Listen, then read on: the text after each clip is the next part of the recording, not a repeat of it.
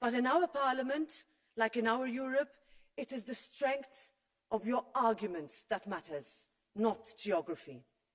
With your thrust, I want to be a president of members who makes full use of all young energies and old wisdoms present in the House to help find solutions to the challenges of our time. It is in this House that we must double down on our commitment to fight climate change and become the world's first carbon-neutral continent. It is here where we must be able to find the way forward on migration, on energy, on digitalisation, on health, on equality, on a new economic model, on defence, on solidarity and social justice. Women's rights cannot be an afterthought. The fight for real equality must go beyond image. It must permeate through everything that we do.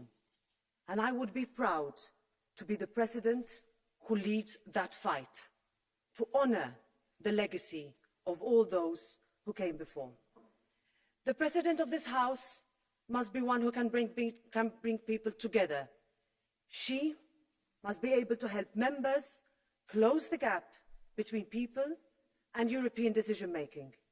Ours must be a European Parliament that is able to fulfil its role on the global stage. We need to increase our focus on parliamentary democracy and diplomacy. Ukraine is under threat. Belarus is at boiling point. We also need a president who is accessible, who manages a modern parliament that uses technological opportunities while preserving the solemnity of parliamentary democracy, who understands the reality that MEPs face. This must be a parliament that has to be open, safe and diverse. A parliament that has the respect that it deserves, where members are free to exercise their mandate. And our president needs to be a consensus builder who listens, who can bridge the differences and hold the centre. I have been able to do that working with colleagues and friends from across the aisle on issues where majorities are not easy to find, like migration, the protection on fundamental rights, on Frontex, on fighting corruption, on beating racism, championing LGBTIQ causes, on ending slap lawsuits, on pushing back against discrimination, on empowering women and girls. My commitment as President would be to work with MEPs to give the institutional backing that you request in order to help find a way forward. Ours must be a Parliament that speaks out strongly, powerfully. Our role in holding the Commission to account is clear, and we must live up to it. My commitment is that I will not shy away from the difficult decisions and will always, always represent the views of this House, everywhere. I am a woman from a small island in the middle of Europe's southern sea. I know what it means to be the underdog. I know what it means to be pigeonholed. But I also know how important this is for people beyond this chamber. I know what this means for every girl watching today. I know what it means for everyone who dares and who ever dared to dream.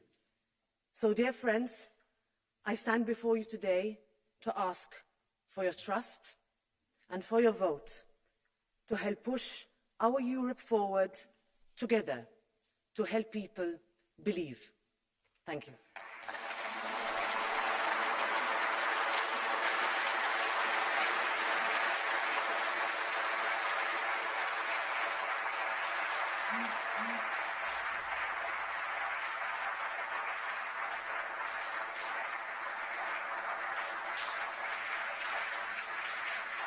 Muito obrigado.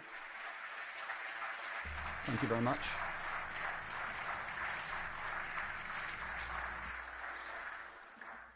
Muito obrigado. Tem agora a palavra a nossa colega deputada Cira Rego. Cira Rego.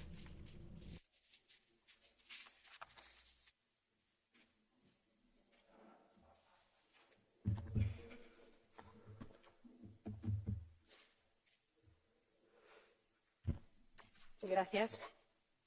Thank you very much. Quiero empezar haciendo un reconocimiento a la figura de David Sassoli y lo que ha significado para este Parlamento. Compañeras, compañeros, para mí es un honor representar en este proceso a la izquierda, un grupo humilde, pero que ha sido imprescindible para construir una Europa más democrática, más justa y más fraterna. Nuestra vocación siempre, mejorar la vida de la gente trabajadora, de la mayoría social. Vivimos en un mundo con recursos limitados. La respuesta no puede ser que solo unos pocos tengan derechos y acceso a esos recursos. Necesitamos decisiones firmes que afronten las consecuencias de una emergencia climática que ya está aquí. Por eso creemos que ahora que debatimos sobre el futuro de Europa, debemos apostar por más democracia. Y eso significa que este Parlamento debe impulsar decisiones que den respuesta a los grandes retos que afrontamos en el marco de la crisis ecosocial. Además, debemos abanderar una salida justa a la crisis que ha generado la pandemia, defendiendo el empleo y los servicios públicos. Y, por supuesto, este Parlamento debe defender los derechos de las mujeres. Ni un paso atrás en nuestro derecho a decidir sobre nuestros propios cuerpos. Ni un paso atrás en nuestro derecho al aborto.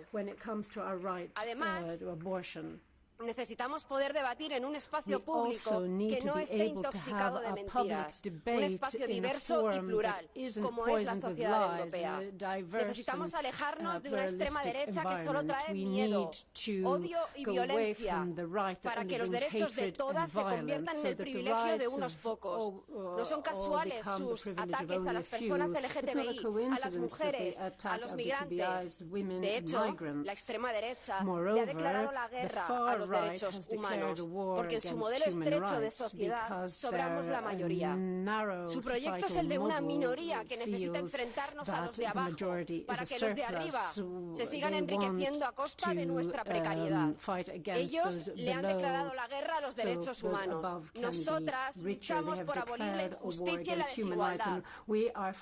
Por eso, debemos señalar que las viejas fórmulas para enfrentar esta amenaza están mostrando sus límites. Saltan las costuras de este pretendido cordón sanitario de las grandes coaliciones y la derecha se muestra demasiado porosa a los planteamientos extremistas. La democracia y el progreso solo pueden defenderse ampliando derechos sociales y con una base material sólida que no deje a nadie atrás. Y por ello, recordar que las democracias europeas tienen como rasgo esencial el eje del antifascismo. Es más, la cohesión europea hunde sus raíces en un continente destrozado por la barbarie nazi y fascista. Constituciones como la italiana o la alemana recogen ese espíritu posterior a la Segunda Guerra Mundial. Pero no son solo historias del pasado. Yo vengo de España, un país en el que se ha creado ese fenómeno global que es la Casa de Papel. Su guionista, uno de los artífices de que el Bella Ciao se coree de nuevo por todo el planeta, nos dice que aún no ha amanecido el día en que no sea una buena idea cantar un himno antifascista. El himno que entonamos hoy es el de una Europa más social, más ecologista, más feminista. Basta con que construyamos una alianza democrática amplia entre quienes nos situamos enfrente de la barbarie reaccionaria. Por eso, compañeros y compañeras que os identificáis con estas ideas, permitidme este llamamiento. Construyamos juntas un nuevo consenso que sitúe el bien común y los derechos sociales en el centro. Aprendamos las lecciones de la historia y aprovechemos la oportunidad de salir de esta crisis sin dejar a nadie atrás. No cedamos ante los discursos que pretenden una involución autoritaria. No nos aliemos con quienes comparten su agenda o parte de su agenda. Esto sería un reconocimiento implícito de que la democracia va perdiendo. No cedamos ante los reaccionarios y sus aliados. Y por eso os pido el apoyo a todos aquellos, a todas aquellas que como nosotras se reconozcan o reconozcáis en la dignidad de quienes salvan vidas en el Mediterráneo, de la clase trabajadora que se moviliza por sus derechos, de las mujeres que desafían a gobiernos reaccionarios, a sus gobiernos, exigiendo libertad para decidir sobre sus cuerpos, de la juventud que ocupa las plazas, exigiendo medidas efectivas para afrontar la crisis climática, de quienes pelean por los servicios públicos.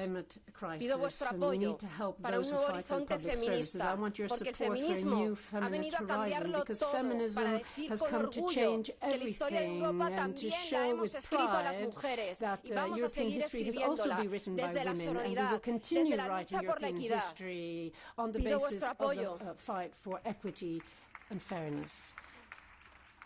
Pido vuestro apoyo para una propuesta que se inspira en la Europa democrática y revolucionaria, aquella que a la libertad y a la igualdad añadió la fraternidad. Pido vuestro apoyo para que construyamos juntas una Europa más democrática, más justa y más fraterna, en definitiva, antifascista. Arriba las feministas. Gracias. Thank you.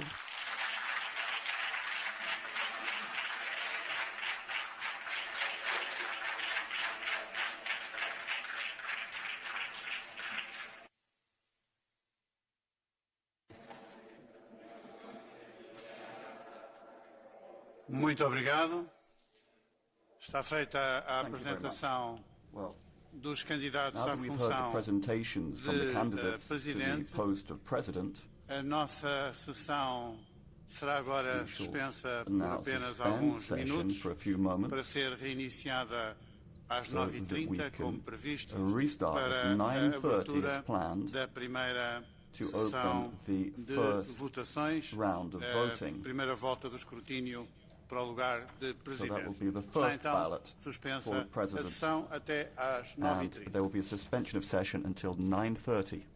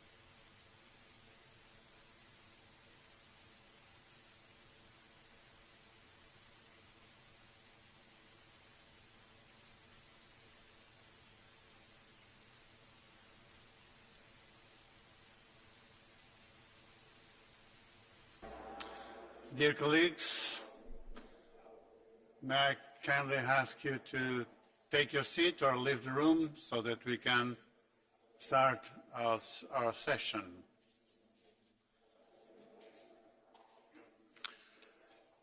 A sessão está reaberta. Session is resumed. Vamos agora proceder à eleição do Presidente em conformidade com as disposições do nosso regimento e com as instruções e modalidades que todos receberam. Gostaria de recordar que nos termos do artigo 16º, número 1 do regimento, para ser eleito, candidato ou candidata deve obter nas 3 primeiras voltas do escrutínio a maioria absoluta dos votos expressos. Isto significa que os votos em branco ou nulos não serão considerados como votos expressos. Uma vez que se trata de uma votação por escrutínio secreto, apenas os nomes dos deputados que participaram nas votações constarão na ata. Declaro aberta a votação, então até às 10h15. Os resultados, como previsto, serão comunicados às 11h. A nossa sessão está suspensa. Muito obrigado. Session is suspended. Thank you very much.